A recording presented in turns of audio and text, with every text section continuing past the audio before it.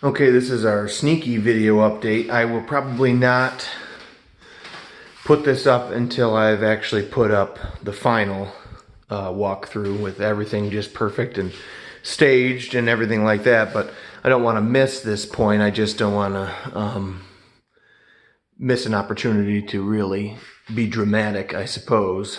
So we'll throw this up just as soon as we throw up the final back-to-back so people can get this little piece of update progress without missing the woos and ahs of finally seeing it all done. Here's our repair in this corner from whence the forced air unit came. It's this is drywall here, and we did do drywall here, and I believe this is drywall. This all looks like drywall, but like we say in the previous video, this room is plaster. Now you can see the texture that I was talking about being charming. I really do think plaster and lath is very charming. You know, obviously not in a ranch house probably, but in this colonial style vintage building, it's cool, and it's nice not to go from drywall surface to plaster anywhere in here. We didn't do any funky stuff like that. Everything is cohesive, I would say. So given that everything is painted, nothing has been jumping out at us as a bad texture. The bodywork all seemed to shake out. We've got 2 coats of Sherwin-Williams in this wall color, and that was basically it. It's not often that you do 2 coats and call it quits. A lot of people buy into that, and I don't. It's usually I plan on 3, but this worked out great. Put some lower trim on these windows that never had it. They just had quarter round down there. This opening by the switch box I'm going to have to fill with a little stick of this same stuff. What happened here was I had to sneak this sheet. I had to scrape, I had to make the piece, and it has to scrape along this wall at a diagonal on its way around and behind the window trim, because this isn't just trim, it's a conglomeration. These windows weren't framed out the way you frame a window today and installed as a pre-hung unit.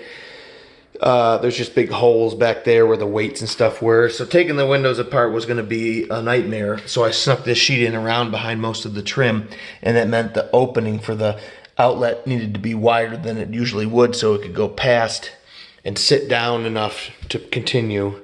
It was just a little factor of that. I like to think I can be real accurate with my cut, so that's my little excuse there. But our blend here is just a very subtle roll over.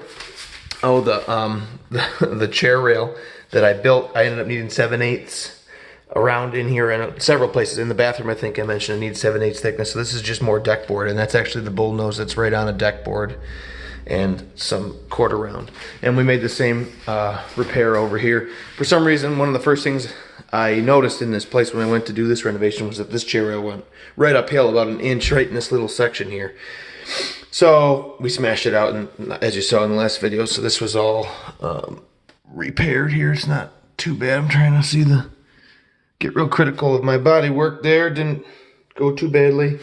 And I'm cleaning up the inside corners, the old doorbell and shit that was on here, and some cracks and stuff. I'm disappointed in this color that we chose, or I was. Yeah, see, maybe you can see it here. I just don't think it's in the same family. It's got too much green in this blue. And I compared it to the chip. I took it over to Sherwin-Williams. I said, I have a lot of stuff. I've spent hundreds of dollars recently. I was real happy, but we don't like how this came out. So he actually put the paint chip in the machine that reads colors that you would bring in, and compared the recipe that the computer gave for visually reading the paint chip to the recipe that it gives for making the color, and there was a discrepancy. So I said, yeah, well, how do you feel about making me a different quart of enamel? He said that'd be fine on the house. So they took care of me over there. We got a slightly darker color. So if you notice that is the case, then that's the explanation. I'm still avoiding the floor patches. I really hope that doesn't bite me in the ass. And obviously this cabinet will be the same color as the kitchen cabinets and the island. We've got the copper rolled out here and connected down here and chased across the baseboards where it used to go and chased along here. We're going to just go by and roll up and around and plug into the... I just don't want to get all connected and realize I need to pull that out of the wall briefly for some last thing. I just have to get my brain in this gear. before I do something like that. I hate to be in the wrong gear and get all going and then go, oh, I forgot to, and then undo it. Here we trimmed, like I said, with Cove all the way along. This built-in was just weird. It doesn't look too bad now. I may fix up the cut as far as the paint's concerned and clean that up a little bit more, but I think it looks a lot nicer here, I would hope. And the bathroom, yeah, let's not listen to the roar of the fan, but the wall down there is still waiting like in the other video. But we got some hardware in here. Obviously the paint's on the wall, the trim's been painted. We're real happy with this color. You know, we got the towel ring, we got the vanity here. This, I really like this type of toilet paper reload, just the flip up jammer. The guys that used to live here, the one was a renovator, although he couldn't figure out how to fix a broken toilet. That took me 1 second, so I think he's got some learning to do. But he did offer to give me a toilet that they pulled out of an existing project when he was living here, and it's like pristine. That's just some dirt in there, but it's like almost brand new. It's got the soft closed seat that goes down, so I won't hear that boom in the middle of the night when somebody tries to do a pee-pee.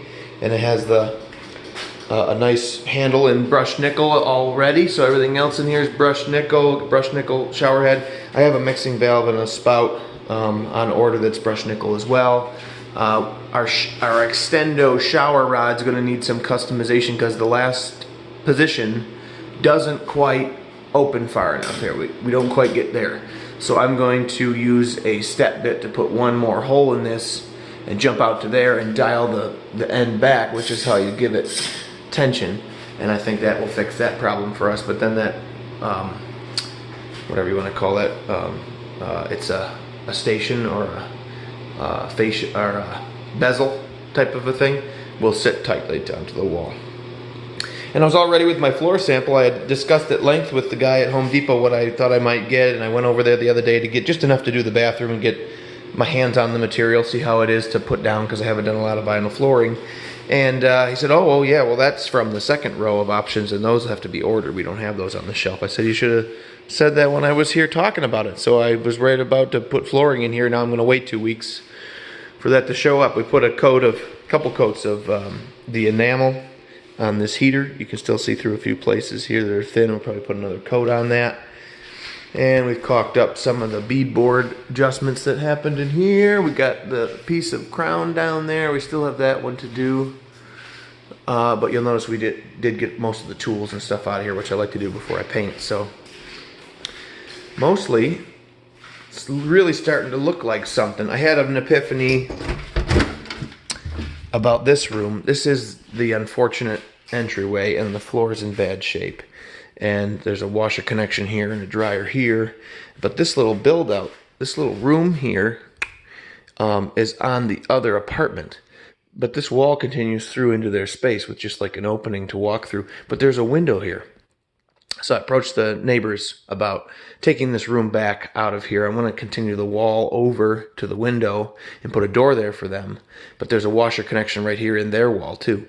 So basically this room is going to lose this, you know, it's going to gain this corner. It's going to gain an outside window, which will give you outside light in here. There'll be a washer here between the doors, and there'll be a washer here. And then there'll be two dryer connections here side by side. So this will be a common washing, you know, laundry room, entryway room with natural light, which I think will be a huge boon to the overall quality in here. The walls aren't too bad. They'll get a fresh coat of white that had some staining and stuff. It's this flooring.